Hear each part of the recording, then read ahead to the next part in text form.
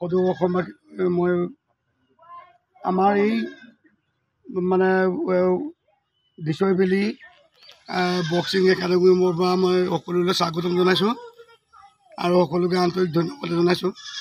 পোনপ্ৰথমবাৰৰ বাবে আমি আসাম ভিত্তিত মানে ৰাজ্যিক ভিত্তিত আমি চাব জুনিয়ৰ বক্সিং প্ৰতিযোগিতাৰ পাতিবলৈ সিদ্ধান্ত কৰি আমি ইতিমধ্যে প্ৰায় মানে প্ৰস্তুতি আগবঢ়াইছোঁ।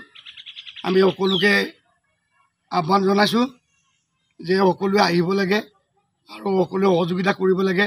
আৰু আমি ইতিমধ্যে আমাৰ যিসকল বক্সিং প্ৰতিযোগী আহিব, কোচাৰসকল আহিব বা মেনেজাৰসকল আহিব, তেওঁলোকক ৰাখিবৰ কাৰণে আমি সকলো প্ৰস্তুতি ইতিমধ্যে শেষ কৰিছোঁ। আৰু ইতিমধ্যে আজিৰ পৰা আমি আমাৰ বক্সিঙৰ যিটো ৰিং, এই ৰিংখিনিও আমি আজিৰ পৰা মানে ছেটিং কৰি আছোঁ। কালিৰ ভিতৰত আমাৰ ছেটিং শেষ হৈ যাব আৰু খোৱা বোৱাৰ পৰা আমি ইতিমধ্যে সম্পূৰ্ণ আমাৰ যোগাৰ হৈছে, থকা মেলাৰ ব্যৱস্থা কৰা হৈছে। ইতিমধ্যে আমি অল আছাম এমেচাৰ বক্সিং এছ'চিয়েশ্যনৰ পৰা জনামতে প্ৰায় 400 ছাত্ৰ ছাত্ৰীয়ে অংশগ্ৰহণ কৰিব প্ৰতিযোগীয়ে। ইতিমধ্যে আমাৰ প্ৰায় 30খনমানৰ জিলাৰ মানে আমাৰ লিষ্টবিলাক আমি পাইছোঁ। হয়তো আৰু 2-4খন বাঢ়িব, গতিকে আমি ভাবিছোঁ হয়তো 400 প্ৰতিযোগী ওপৰ হ'ব বুলি আমি অনুভৱ কৰিছোঁ। সকলো আমি এই গুলুং টেমেৰা নিচিনা বানবিধ্বস্ত অঞ্চলত বা এই গ্ৰাম্য অঞ্চলত আমি প্ৰথমবাৰৰ বাবে আমি এনেকুৱা এটা আন্তঃৰাজ্যিক ভিত্তিত, আন্তঃজিলা ভিত্তিত মানে আমি অনুষ্ঠান কৰিবলৈ ওলাইছোঁ। আমি সকলো ৰাইজৰ পৰা সহযোগিতা বিচাৰিছোঁ আৰু সকলোকে আমি এই 17, 18, 19, 20 তাৰিখত সকলোকে উপস্থিত থাকিবলৈ আমি কৰজোৰে মানে আহ্বান জনাইছোঁ। প্ৰথমবাৰৰ বাবে আমি 17, 18, 19, 20 জুলাই তাৰিখে আমি all Assam sub junior inter district championship আমি বক্সিং কম্পিটিশ্যনটো আমি অনুষ্ঠিত কৰিছোঁ। আৰু এই যি সামগ্ৰী মানে প্ৰতিযোগিতাখনক খুব নিয়াৰিকৈ পৰিচালনা কৰিবৰ কাৰণে আমাৰ স্থানীয় ৰাইজে যথেষ্ট আগ্ৰহ প্ৰকাশ কৰা আমি পৰিলক্ষিত হৈছে। আৰু বিভিন্ন আমি এটা কথা লক্ষ্য কৰিছোঁ, এই অঞ্চলটো যদিও বিভিন্ন সময়ত পিছপৰা বুলি পেলাই প্ৰচাৰ হৈ আছে, কিন্তু ইয়াৰ বিপৰীতে আমি দেখিছোঁ ৰাইজৰ উৎসাহ আৰু উদ্দীপনা বা ৰাইজৰ যিটো আগ্ৰহ, আচলতে কোনো কাৰণত যে মানসিকভাৱে পিছপৰা নহয়, এই কথাটো আমি আয়োজক সমিতিয়ে নিশ্চিত সন্তুষ্টি প্ৰকাশ কৰিব পাৰিছোঁ। আৰু ইতিমধ্যে আমি এটা কথা উপলব্ধি কৰিছোঁ বা আমি এটা কথা অনুভৱ কৰিছোঁ যে এই খেলখনৰ যোগেদি বা এই প্ৰতিযোগিতাখনৰ যোগেদি নিশ্চিতভাৱে আমাৰ অঞ্চলৰ উদীয়মান যুৱক যুৱতীসকলক এক বৃহৎ ক্ৰীড়া জগতখনৰ লগত চিনাকি কৰি দিয়াৰ সুযোগ পাম। এই চেকতে আমি সকলো বক্সিঙৰ লগত জড়িত বা ক্ৰীড়া জগতৰ লগত জড়িত ব্যক্তিসকলক আমি ধন্যবাদ জনাইছোঁ। কিন্তু আমি আশা ৰাখিম যে খেলুৱৈসকলক আমি নিশ্চিত প্ৰদান কৰিব বিচাৰিছোঁ যে কোনো কাৰণতে আমাৰ ইয়াত ব্যৱস্থাপনাত কুটি থাকি নাযায়।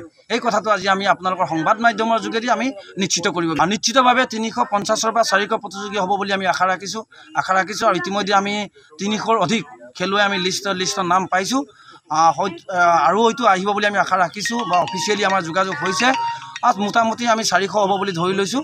আৰু এই 400 খেলুৱৈ, তাৰ লগতে আৰু 100জন ষ্টাফ অফিচিয়েল, তেওঁলোকক আমি সকলোকে ব্যৱস্থাপনা আমি সুপৰিকৃতভাৱে কৰিছোঁ বুলি আজিৰ তাৰিখত আমি আপোনালোকৰ আগত প্ৰতিযোগীসকলক আমি এটা সংবাদ মাধ্যমৰ যোগেদি এটা কথা ক'ব বিচাৰিছোঁ। আপোনালোকে আমাৰ বিশেষকৈ নেশ্যনেল 37 নেশ্যনেল হাইৱেদি আহিলে আপোনালোকে দেৰগাঁও ক্ৰছ কৰি উজনি অসমৰখিনি দেৰগাঁও ক্ৰছ কৰি বাদুলিপাৰা বুলি ক'ব।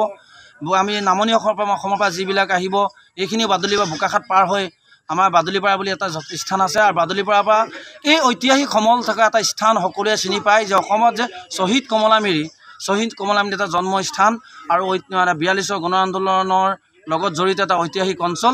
এই অঞ্চলটো খেলুৱৈসকলক এটা কথা ক'ম যে যদিও পিছপৰা হয়, কিন্তু এই ঐতিহাসিক অঞ্চলটোৰ নামটো গোলাঘাট জিলাত সকলোৱে জানে, কাৰো যাতে এই ক্ষেত্ৰত অসুবিধা নহয়, এই কথাটো আমি খেলুৱৈসকলক আজি ওপৰ টেমেৰা বুলি কয়।